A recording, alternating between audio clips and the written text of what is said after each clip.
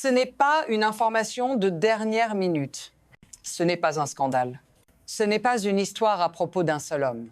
Ce qui se passe en ce moment est plus silencieux que ça, plus lent et beaucoup plus dangereux. Quelque chose à Washington est en train de se fissurer sans bruit, pas sous les projecteurs, pas dans les discours, mais dans la mécanique même du pouvoir. Vous ne l'avez probablement pas vu venir parce que c'est pas spectaculaire, c'est administratif, procédural, presque ennuyeux jusqu'au moment où ça ne l'est plus. Ce que je vais vous montrer, ce n'est pas une crise isolée. C'est un déplacement, un glissement de gravité, un système qui commence à répondre non plus à des règles, mais à une volonté. Et quand un système cesse d'obéir à des limites impersonnelles, il ne s'effondre pas d'un coup. Il continue, il accélère. Restez avec moi, parce que si vous quittez maintenant, vous manquerez le moment exact où le pouvoir change de nature. Ce point de bascule arrive plus tôt que vous ne le pensez. Pour comprendre comment on en est arrivé là, il faut d'abord regarder qui contrôle réellement le système aujourd'hui. Pendant longtemps, on nous a appris à regarder le pouvoir à travers des visages. Des présidents, des chefs de parti, des personnalités. Mais ce n'est pas là que le contrôle réel s'exerce. Le pouvoir, aujourd'hui, ne vit pas dans les discours.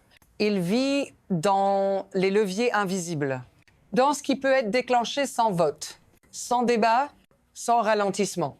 Les procédures d'urgence, les autorités exceptionnelles, les mécanismes conçus pour les moments rares et désormais utilisés comme outils ordinaires, ce n'est pas nouveau. Mais quelque chose a changé.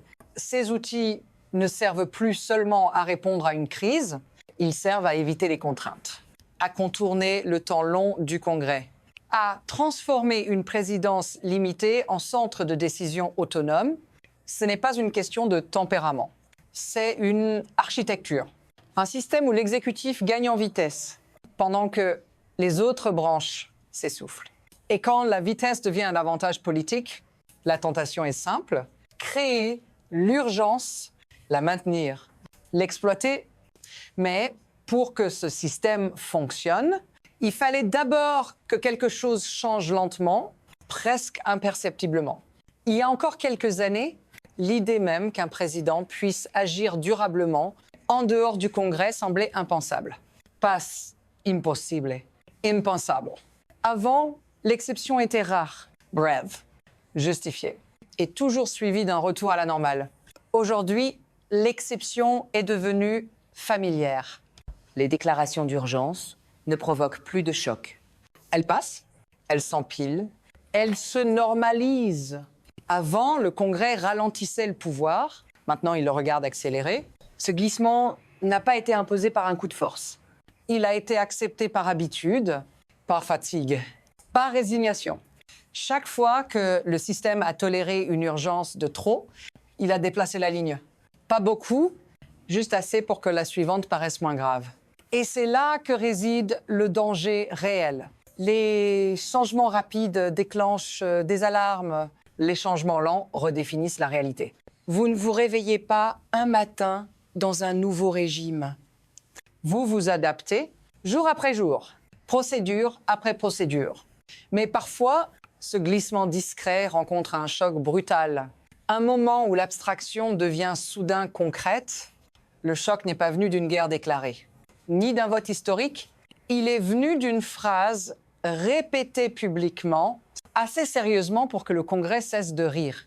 L'idée d'utiliser la force militaire pour acquérir un territoire allié. Au début, ça sonne comme une provocation, une exagération, un ballon d'essai, puis les briefings commencent, les traités ressortent des tiroirs. Les sénateurs font les calculs, parce que ce territoire n'est pas abstrait. Il appartient à un allié protégé par des engagements mutuels, des engagements automatiques. Et soudain, la question n'est plus « est-ce que ça arrivera ?» mais « que se passe-t-il si personne ne l'empêche ?» C'est là que quelque chose se brise. Des élus du même parti que le président cessent de commenter.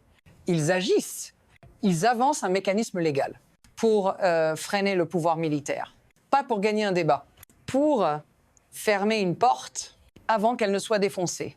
Abonnez-vous, restez attentifs, parce que ce moment n'est pas l'histoire, c'est le symptôme. La vraie question est ailleurs, car cette décision n'a de sens que si l'on comprend comment le système transforme une idée isolée en trajectoire dangereuse. Pour comprendre ce qui se joue réellement, il faut regarder sous la surface.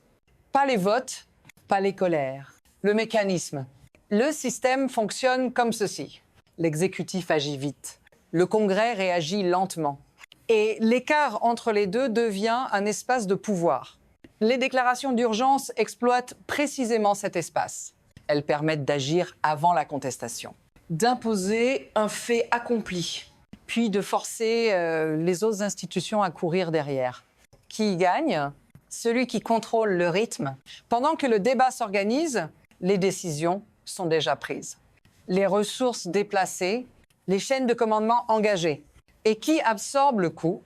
Le Congrès, privé de son rôle, les alliés pris au dépourvu, les citoyens exposés aux conséquences sans avoir jamais consenti. Ce n'est pas une dérive accidentelle, c'est un modèle reproductible. Chaque urgence crée un précédent. Chaque précédent élargit la marge de manœuvre. Et plus cette marge grandit, moins le retour en arrière devient possible. Mais aucun système ne reste abstrait très longtemps. À un moment, la pression se traduit en dégâts visibles. Cette fois, la pression n'a pas pris la forme d'une menace militaire. Elle a pris la forme d'un mot. Urgence, une urgence déclarée autour d'actifs énergétiques étrangers, présentée comme stratégique. Protectress, nécessaire. Mais regardez le tempo, les bénéfices réels, lointains. Incertaines, les infrastructures, inexistantes pour l'instant. Ce qui est immédiat, en revanche, c'est le transfert de pouvoir. Procédure contournée, contrôle suspendu, décision concentrée. Tout devient plus rapide, plus opaque. Et à mesure que l'attention publique se déplace, une autre chose se produit. Les questions en attente expirent. Les délais glissent. Les documents n'arrivent pas. Pas parce qu'ils sont impossibles à produire, parce que le bruit couvre le silence. Une crise chasse l'autre, chaque nouvelle urgence efface la précédente. Et dans ce flux constant, l'exception cesse d'être temporaire. Mais ce que beaucoup n'ont pas encore compris, c'est que le point de rupture ne viendra pas d'une explosion spectaculaire, il viendra de quelque chose de beaucoup plus discret. Et c'est ici que ça vous atteint directement, pas en théorie, pas dans un débat abstrait, dans votre quotidien. Quand le pouvoir devient imprévisible, ce ne sont pas les décideurs qui encaissent le choc en premier, c'est vous. Les familles militaires qui apprennent les déploiements par rumeur avant les ordres officiels. Les travailleurs dont les contrats dépendent de relations commerciales stables, qui se fragilisent sans avertissement. Les marchés qui détestent l'incertitude plus que le conflit. Quand les alliés doutent, les coûts augmentent. Quand les traités vacillent, les assurances montent. Quand l'État fonctionne à l'urgence permanente, la planification devient impossible. Vous ne pouvez pas anticiper une semaine où les règles changent chaque matin. Et pendant que vous vous adaptez, le système apprend. Il observe ce qu'il peut faire sans provoquer de rupture immédiate. Si cela vous concerne, si vous sentez que quelque chose cloche, sans pouvoir le nommer, restez each. Partagez, abonnez-vous.